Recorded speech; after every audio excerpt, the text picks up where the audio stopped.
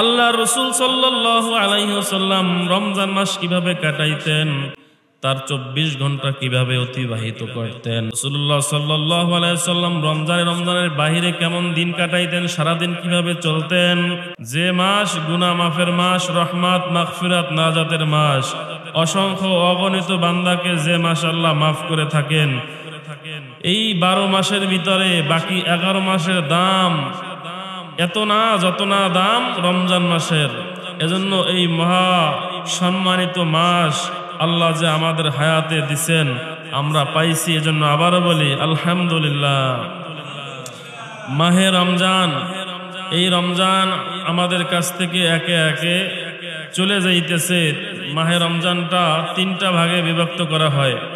প্রথম 10 দিন হলো রহমত, দ্বিতীয় 10 দিন হলো মাগফিরাত, তৃতীয় 10 দিন হলো নাজাত।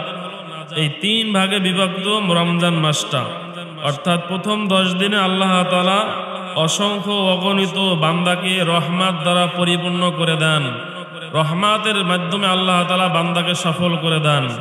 দ্বিতীয় 10 দিন মাগফিরাত, আল্লাহ তাআলা অগণিত অসংখ্য বান্দাকে শুধু মাফ করতেই থাকেন। আর সর্বশেষ 10 দিন হলো নাজাত, বান্দার এই পুরা মাসের আমলের বদৌলতে এই 10 দিন আল্লাহ তাআলা জান্নাতের মালিক বানাইয়া দেন। সুবহানাল্লাহ। এজন্য এই রমজান মাস আমাদের সামনে আমলের সহিত কাটানো, রমজান মাস প্রতিটা মুহূর্ত আমলের সহিত অতিবাহিত করা।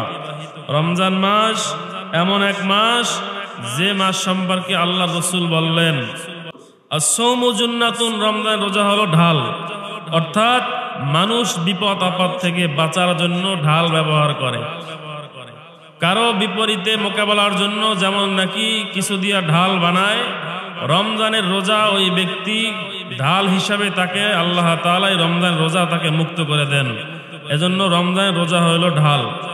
আর যারা রোজাদার রমজান মাসের রোজা রাখবে, দুনিয়াতে সারাদিন অনাহারে থাকবে, রোজা রাখবে, রোজা রাখিয়া আল্লাহ তাআলা সন্তুষ্টির জন্য খানা খাবে না, সারাদিন অনাহারে থাকবে, রাতের বেলা তারাবি নামাজ আদায় করবে। এই সমস্ত বান্দাদের জন্য আল্লাহ নবী হাদিসের ভিতরে বলেন, জান্নাতের যতগুলা দরজা হবে, দরওয়াজা, এই জান্নাতের দরজার ভিতরে একটা দরজা, যে দরজাটা হবে শুধুই মাত্র কেবলমাত্র রোজাদারের জন্য। এই দরজা দিয়া শুধুমাত্র রোজাদার প্রবেশ করবে, যে দরজা দিয়ে অন্য কোনো মানুষ ঢুকবে না। এই রমজানের রোজাদার ওই দরজা দিয়ে যখন প্রবেশ করবে, এরপরে দরজাটা বন্ধ করিয়া দেওয়া হবে, আর ওই দরজা দিয়ে অন্য কোনো মানুষকে ঢুকানো হবে না। মানে জান্নাতের একটা গেট থাকবে আলাদা, একটা দরজা থাকবে আলাদা। এই রোজাদারের সম্মানার্থে আল্লাহ তাআলা ওই দরজা দিয়া জান্নাতের ভিতরে রোজাদারকে ঢুকাবেন, যে দরজা দিয়া অন্য কোনো মানুষকে আল্লাহ তাআলা ঢুকাবেন না। রমজানের এত সওয়াব, এত ফজিলত, রমজান মাসের জন্য আল্লাহ তাআলা জমিনের ভিতরে এক শ্রেণীর ফেরেশতা আল্লাহ তাআলা পাঠান, যে ফেরেশতারা জমিনে শুধুই মাত্র যারা রোজা রাখে তাদের জন্য দোয়া করতে থাকে, ইস্তেগফার করতে থাকে। এমনকি জমিনের সমস্ত মাখলুকাত ওই রোজাদারের জন্য দোয়া করতে থাকে, তার জন্য মাগফিরাত কামনা করতে থাকে। এই ফেরেশতারা ওই বান্দার সঙ্গে মুসাফা করে, বান্দার সঙ্গে কোলাকুলি করে, আর এই বান্দার জন্য আল্লাহর কাছে দোয়া করতে থাকে। রমজান মাসের বিশেষ যে ব্যক্তি রোজা রাখে, এই ব্যক্তিকে আল্লাহ তাআলা বলে, রোজা যেহেতু আমার জন্য, আর আমার জন্যই বান্দা অনাহারে সারাদিন অনাহারে রয়েছে, সারাদিন চোখের সামনে খানা, তারপরও খানা খায় নাই, তারপরও বান্দা আমার ভয় নিয়ে সারাদিন রোজা রাখছে। এই রোজার প্রতিদান আমি আল্লাহ তাআলা নিজে বান্দাকে দান করব, যেহেতু রোজা আমার জন্য, আর এই রোজার প্রতিদান আমি আল্লাহ তাআলা নিজেই বান্দাকে দান করব। আর এই রমজানে সারাদিন রোজা রাখিয়া জামাতের সহিত রাতের বেলা 20 রাকাত তারাবি নামাজ আদায় করা সুন্নাতে মুআক্কাদা। রমজানের প্রতি তারাবির সিজদার বদৌলতে আল্লাহ তাআলা ওই রোজাদারের আমল নামায় এক এক সেজদার পরিবর্তে ১৫০০ করিয়া নেক লিখে দেয়। সুবহানাল্লাহ। প্রত্যেক সেজদার পরিবর্তে কত নেক? ১৫০০ পরিমাণে নেক তার আমল নামায় আল্লাহ তাআলা দান করে থাকেন প্রত্যেক সেজদার পরিবর্তে।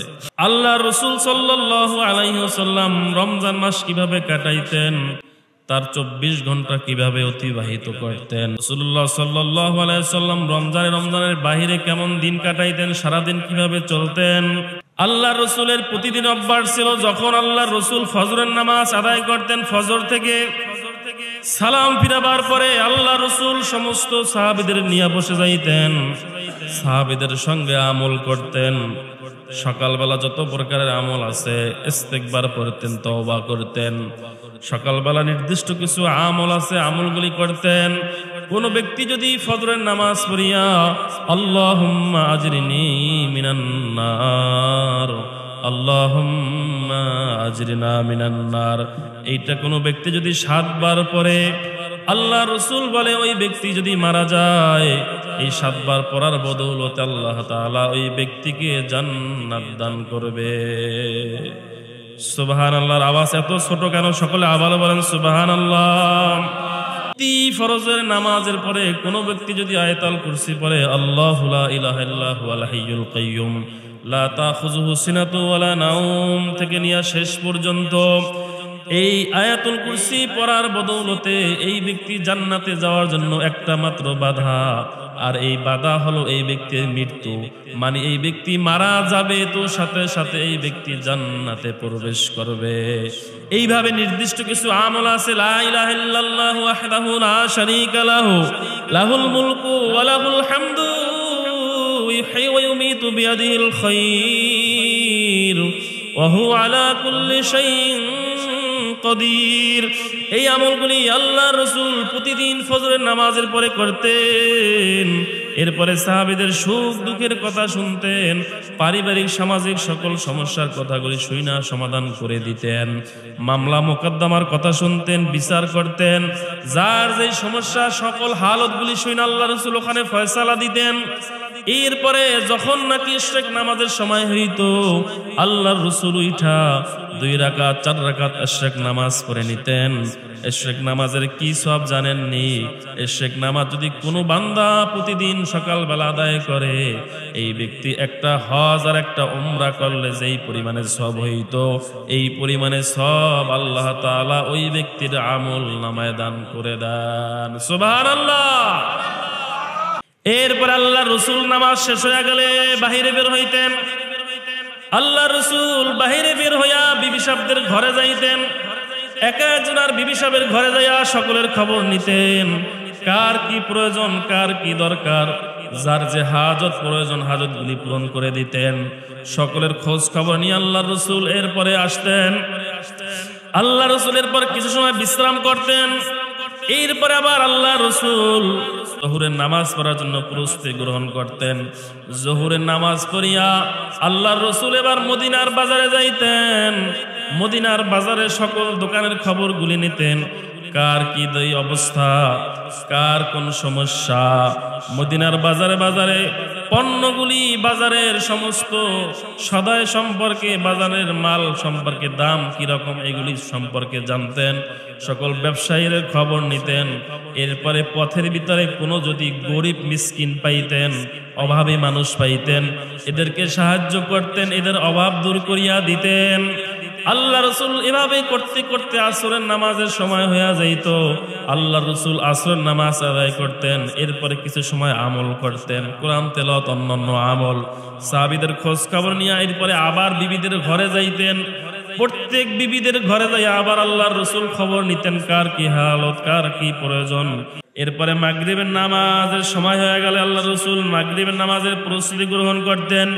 মাগরিবের নামাজের পূর্বে আল্লাহ রসুল মসজিদে আইসা কতক্ষণ আমল করিয়া দোয়া করতেন।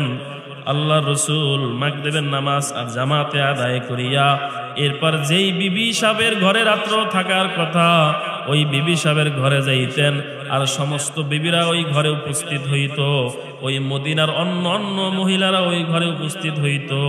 আল্লাহ রসুল সমস্ত ওই মহিলাদেরকে উদ্দেশ্যে বয়ান করতেন, নসিহত করতেন, সকলকে সবক দিতেন, আল্লাহ তাআলার হুকুম সম্পর্কে জানাইতেন, আল্লাহ তাআলার গোলামি সম্পর্কে মানুষদেরকে বয়ান করতেন, আর তাদেরকে উপদেশ দিতেন চুরি করিও না, জেনা করিও না, সন্তান হত্যা করিও না, কাহাকেও অপবাদ দিও না, রসুলের তরিকার বাহিরে চলিও না।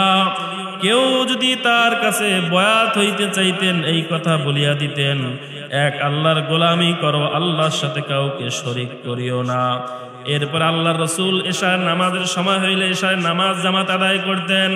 আল্লাহ রসুল এশারের নামাজ জামাত আদায় করিয়া এরপর আবার ঘুমাইতে যাইতেন। ঘুমাবার আগে আল্লাহ রসুল ডান হাত মাথার নিচে দিয়া, বাম হাত শরীরের উপরে দিয়া কেবলামুখী হইয়া সুন্নাত তরিকায় ঘুমাইতেন।